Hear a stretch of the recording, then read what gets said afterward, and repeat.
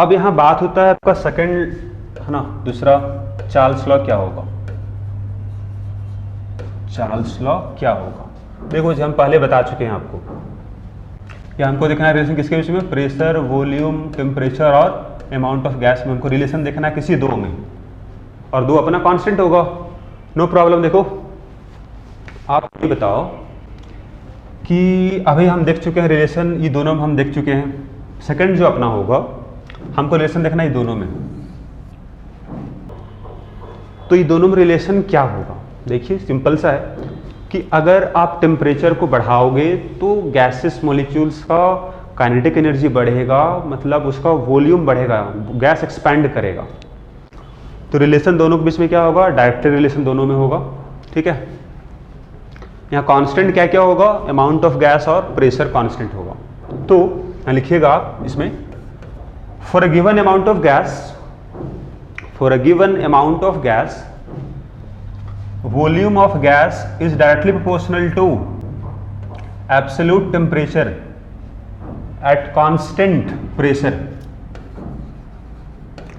तो यहाँ पर कांस्टेंट कौन कौन है, यहाँ कांस्टेंट अपना कौन कौन है, एक तो प्रेशर है और गिवन अमाउंट ऑफ गैस का मतलब नंबर ऑफ मोल कांस्टेंट होगा, तो प्रेशर कांस्टेंट होगा और एन अपना कांस्टेंट होगा, ये दो कांस्टेंट रखोगे तो रिलेशन दोनों में डायरेक्टली का आएगा। और ये टेम्परेचर कैसा होगा, एब्सोल्यूट टेम्परेचर का मतलब होगा इन केल्विन, केल्विन में है, तो ये अपना रिलेशन डायरेक्टली मिलता है। V इक्वल टू क्या होगा, KT होगा, V बाई टी क्या होगा, K होगा कांस्टेंट, मतलब रेशियो अगर निकाले ना हम तो कांस्टेंट आता है V1 बाई T1 जो है equal to V2 by T2। अगर ये दोनों कांस्टेंट होगा ना तो रेशियो V बाई टी का कांस्टेंट आएगा। अब के किस पे डिपेंड करेगा, तो यहां जो के आया है ये के अलग है बॉयल्स लॉ से। बॉयल्स लॉ वाला जो के था वो डिपेंड कर रहा था किस पे, टेम्परेचर पर, लेकिन ये डिपेंड किस पे करेगा, ये डिपेंड करेगा प्रेशर पर और अमाउंट ऑफ गैस पर। ठीक है, यहां लिख लोगे दिस कांस्टेंट के depends on pressure and amount of gas, correct. अब रिलेशन अपने पास है तो यहां से हम कुछ कर्व भी देख लेते हैं इसका, है ना। सो आइए देखते हैं। तो रिलेशन जो हम लोग को मिला था दैट इज चार्ल्स लॉ में V by T equal to क्या था, कांस्टेंट था, करेक्ट। और क्या मिला, V इक्वल टू, इसी को हम क्या लिखे थे, KT लिखे थे। तो आप बताओ अगर हम कर्व यहाँ कुछ देख ले V वर्सेस T का, T किस में होगा, इन केल्विन,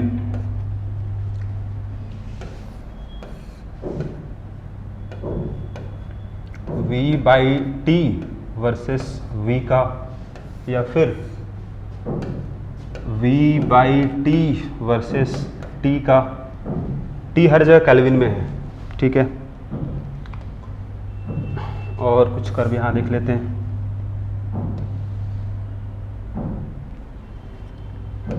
और कुछ कर्व देख लिया जाए, जैसे इधर सपोज log V है, इधर log अगर T है। आइए देखते हैं V T में क्या रिलेशन था, तो रिलेशन अब देख ही रहे हो, रिलेशन क्या है, डायरेक्टली का है, मतलब ये कर्व ऐसा बनेगा, सिंपल सा है जी। V है in place of y axis, तो अगर आप इसी को अगर थोड़ा आप चेंज करो, यहाँ पर देखो क्या आएगा, V की जगह में y पुट कर दो, और T है अपना in place of x axis, तो K तो अपना कांस्टेंट है तो उसको m मान लेते हैं, तो y इक्वल टू mx आ जाएगा। यहाँ पर C इक्वल टू 0 है, तो ये स्ट्रेट लाइन है पासिंग थ्रू ओरिजिन, क्योंकि आपका y इंटरसेप्ट 0 है, हाँ जी, पासिंग थ्रू ओरिजिन है, okay. V by T constant था तो इसका वैल्यू कांस्टेंट होगा parallel to x axis, constant है no problem, parallel to x axis. Log के टर्म्स में आपको हम बता चुके हैं, इसके लिए आपको थोड़ा सा हमको इसको लॉग लेके सॉल्व करना होगा। तो टेक लॉग बोथ साइड क्या मिलेगा, log v equal to log kt होगा। अगर दो टर्म है तो वो इस तरह से अलग अलग हो जाएगा, सेपरेट हो जाएगा, हम बता चुके प्रीवियस, है ना, बॉयल्स लॉ में बताए थे आपको हम। तो अपना y एक्सिस के जगह में तो log v है, ये y एक्सिस के जगह में है, तो c कांस्टेंट है और ये अपना x एक्सिस के जगह में है। तो this equation is similar to क्या बोलोगे, similar to y equal to M X plus C, straight line जहाँ m इक्वल टू कितना है 1 है, c इक्वल टू क्या है log k होगा, नो प्रॉब्लम। तो स्ट्रेट लाइन होगा, स्लोप पॉजिटिव होगा,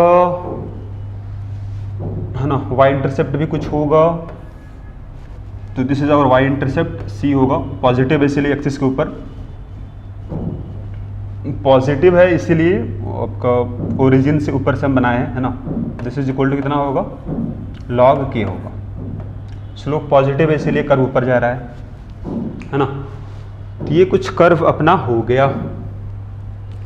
अब इसमें क्वेश्चन के फॉर्म में अगर आप देखो तो यहाँ आपको मिल जाएगा, आइए देखते हैं क्वेश्चन। हाँ, क्वेश्चन अगर सपोज ये होता अपने पास, सपोज ये अपने पास कर्व होता v वर्सेस t का,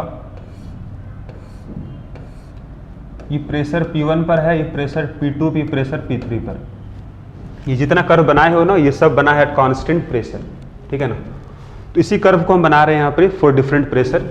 रिलेशन क्या होगा जी, P1 P2 और P3 में रिलेशन क्या होगा, यही अपना क्वेश्चन है, ये अपना क्वेश्चन है, क्या होगा, करेक्ट। तो वही काम है, फिर से एक लाइन खींच लो आप, है ना। तो सबसे आसान होगा कि हम पैरेलल कर लेते हैं, तो इस तरह से खींच लेते हैं। देखिए, तो जहाँ जहाँ कट किया उसको आप नीचे अगर एक्सटेंड कर दो तो क्या मिलेगा, टेम्परेचर मिलेगा, T1 T2 और T3 मिलेगा। अब बताओ, अगर वॉल्यूम अगर कांस्टेंट होगा तो अगर टेम्परेचर चेंज होगा तो प्रेशर में क्या चेंज होगा। अगर वॉल्यूम नहीं बढ़ रहा है, अगर टेम्परेचर बढ़ाए जा रहे हैं तो गैस का प्रेशर बढ़ता है, ठीक है, ठीक है, बढ़िया। तो आप बताओ कि T3 बड़ा है, T3 बड़ा है आपका T2 से, T3 बड़ा है मतलब P3 बड़ा होगा जी। अगर टेम्परेचर बढ़ाओगे ना तो मॉलिक्यूल का स्पीड बढ़ेगा, और वॉल्यूम अगर नहीं बढ़ने दे रहे हैं हम तो गैस का प्रेशर बढ़ने लगेगा, ठीक है। तो P3 बड़ा होगा मतलब ये हो गया अपना, P3 बड़ा है P2 से, P2 बड़ा है P1 से, करेक्ट, ये अपना आंसर हो गया। तो ये कर्व जो पॉसिबल था यहाँ पर ही, उसको यहाँ देख लिए हम चार्ल्स लॉ में, है ना। पहला था बॉयल्स लॉ, दूसरा था चार्ल्स लॉ, करेक्ट। अब एक प्रॉब्लम हम लोग सॉल्व करते हैं, आइए इसमें।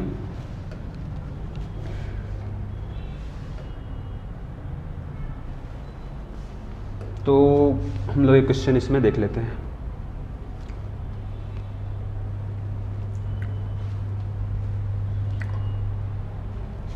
हाँ जी, तो ये अपना क्वेश्चन जो है इसको हम लोग जरा देखते हैं। आप ये बताओ, फिर सेम क्वेश्चन अपने पास है ना, इन टर्म्स ऑफ परसेंटेज है, कोई दिक्कत नहीं होगा। अब यहाँ बोल भी दिया है कि वॉल्यूम बढ़ रहा है, तो प्रॉब्लम ही खत्म हो गया। पहले मान लेंगे वॉल्यूम को हम अगर 100 होता तो V2 कितना हो जाता, 100 प्लस 20 बढ़ गया 120 हो गया। वॉल्यूम अगर बढ़ रहा है, टेम्परेचर में क्या चेंज होगा, तो मान लेंगे इनिशियल 100 था, अब T2 निकाल लेंगे हम जी। रिलेशन कौन सा अप्लाई करेंगे, दोनों में रिलेशन अभी हम पढ़ चुके हैं। V1 by T1 equal to V2 by T2।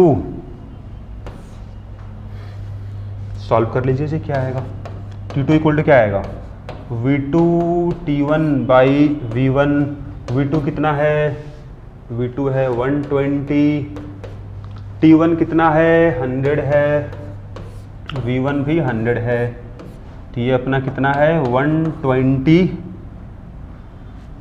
T2 को वैल्यू आ गया। हाँ जी, ये अपना मान लेते हैं केल्विन में है ना। तो कितना से आपका टेम्परेचर चेंज हुआ है उसको देख लीजिए। तो डेल्टा टी कितना होगा जी, टेम्परेचर बढ़ गया ना, तो 120 माइनस इनिशियल कितना से 20 से बढ़ गया, कितना परसेंट चेंज हुआ, कितना परसेंट बढ़ा, चेंज 20 का है, इनिशियल 100 माने थे इंटू 100, तो 20% से बढ़ गया आंसर, नो प्रॉब्लम। ओके, सो अब यहाँ पर हम एक रिलेशन बताने वाले हैं आपको। जैसे अभी हम बताया आपको चार्ल्स लॉ में कि V इक्वल टू क्या होगा जी अपना KT होगा, यहाँ पर T किस में है, इन केल्विन है, करेक्ट, ये हम बता चुके हैं।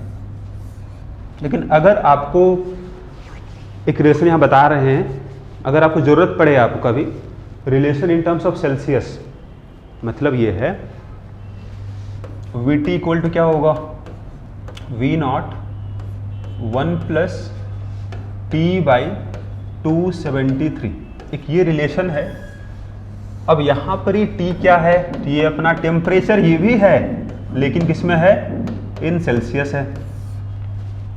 अब VT क्या है, तो VT है अपना वॉल्यूम ऑफ गैस, कब, एट T डिग्री सेल्सियस।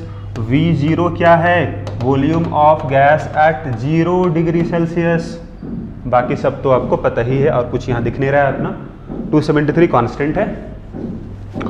तो अब इस रिलेशन के मदद से हम देखने वाले हैं एक इम्पॉर्टेंट डेफिनेशन चार्ल्स लॉ का। आइए देखते हैं, इसको जरा हमको सॉल्व करना है जी, ठीक है, देखिएगा ध्यान से। अगर हम पुट कर दे T का वैल्यू पुट करेंगे हम यहाँ पर 0, अगर पुट कर दे हम 0 तो बताइए आप V0 यहाँ पर हो जाएगा, इक्वल टू कितना आएगा, यहाँ पुट कर दो 0 आप, ये पूरा 0 हो जाएगा, तो यहाँ केवल 1 रह जाएगा, मल्टीप्लाई हुआ तो वही रहेगा, मतलब ये आ जाएगा जी अपना।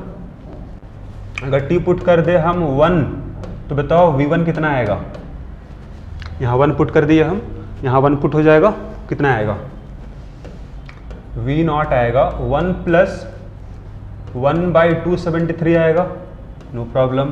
थोड़ा इसको सॉल्व करते हैं, V0 प्लस V0 बाई 273 आएगा, नो प्रॉब्लम।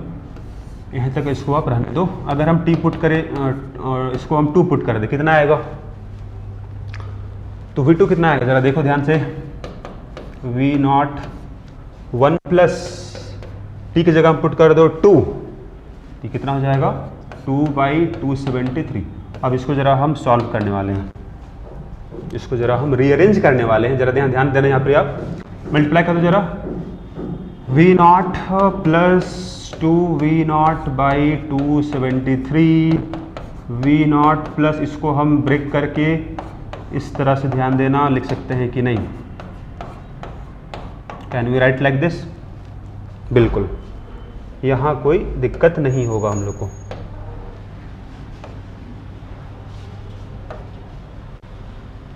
अब इसके बाद इसको जरा हमको रीअरेंज इसको हम कर लेते, देखिए यहाँ पर आप, तो आप अगर हम बात करें इस वैल्यू किसके बराबर आएगा जरा उसको देखो, तो आ जाएगा हमारा ऊपर जरा देखो आप, ये मेरा V1 है जी, तो इसको अगर हम यहाँ V1 पुट कर दे, V1 प्लस V0 बाई 273 आएगा, ये अपना V2 है।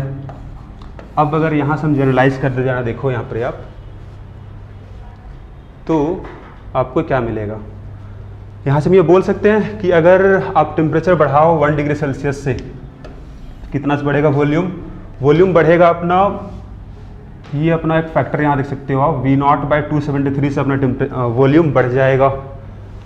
T जब 0 था तो वॉल्यूम आपका V0 था, अगर हम टेम्परेचर को 1 से बढ़ा दिए, 0 से 1 हुआ, तो वॉल्यूम कितना हो गया अपना, पहले का जो वॉल्यूम था प्लस हो गया दिस टर्म, अगर इसको हम 2 कर दिए हम, तो यहाँ फिर से देख लो आप कि मेरा वॉल्यूम कितना हुआ, V1 प्लस फिर से इसमें ऐड हो गया। मतलब अगर आप बढ़ा दो टेम्परेचर को 1 डिग्री सेल्सियस से, तो कितना से बढ़ेगा वॉल्यूम, वॉल्यूम बढ़ेगा 1/273 times volume at 0 degree Celsius. इतना से बढ़ जाएगा अपना वॉल्यूम हर बार अगर आप बढ़ा दो अपना टेम्परेचर को 1 डिग्री सेल्सियस से। तो इसको हम यहाँ पर लिख भी लेंगे इस पार्ट को, है ना। तो आप चाहो तो इसको लिख भी लो, फिर इसको हम आपको डिफाइन भी करवा देंगे। बोले आपको अगर इसको आपको डिफाइन करना पड़े आपको, तो यहाँ लिखोगे इस तरह से आप चार्ल्स लॉ जो अपने पास है, चार्ल्स लॉ जो अपने पास होगा, इसको हम यहाँ इस तरह से बोल सकते हैं, इट इज डिफाइंड एज, है ना, for each 1 degree rise in temperature, for each 1 degree rise in temperature volume increases by 1/273 times volume at 0 degree Celsius. इस तरह से इसको हम डिफाइन कर सकते हैं। मतलब हर एक 1 डिग्री सेल्सियस अगर बढ़ाओगे आप टेम्परेचर को, तो वॉल्यूम कितना से बढ़ेगा, 1/273 times volume at 0 degree Celsius, जो यहाँ हम आपको दिखाए भी हैं। यहाँ बढ़ रहा है, देखो यहाँ ही बढ़ रहा है, देख लो आप, करेक्ट। तो यही है अपना डेफिनेशन। एक क्वेश्चन यहाँ लास्ट हम ये बता रहे हैं आपको, देख लो। अगर क्वेश्चन यहाँ बोले आपको हम कि अगर क्वेश्चन यहाँ हम ये बोले आपको at what temperature volume of gas will be 0, at what temperature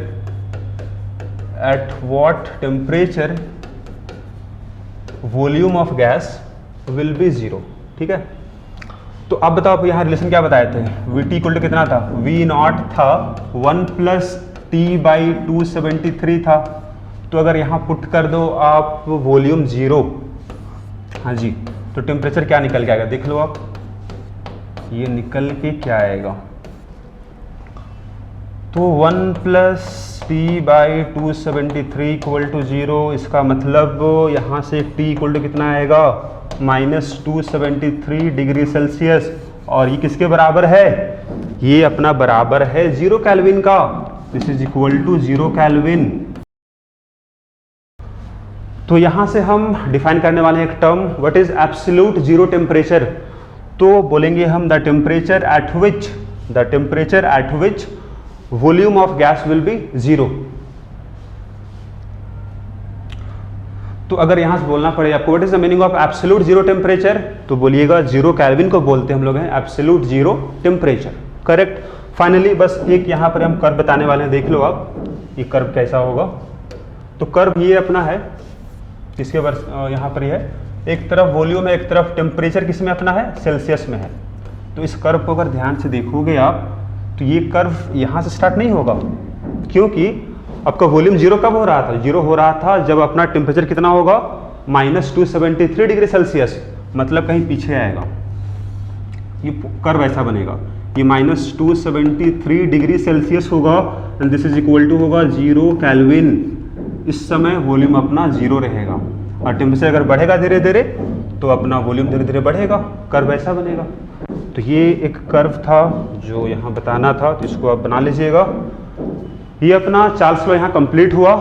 अगले नेक्स्ट क्लास हम बात करेंगे गैलिलियो लॉ के बारे में। Okay, thank you.